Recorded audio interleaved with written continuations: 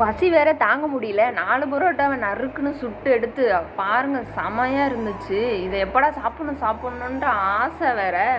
சீக்கிரமாக சுட்டு எடுத்துகிட்டு போய் உட்காந்து ஒரு இடத்துல சாப்பிட ஆரம்பித்தோம்னா ஆஹா, அதோட டேஸ்ட்டே தனிதாங்க.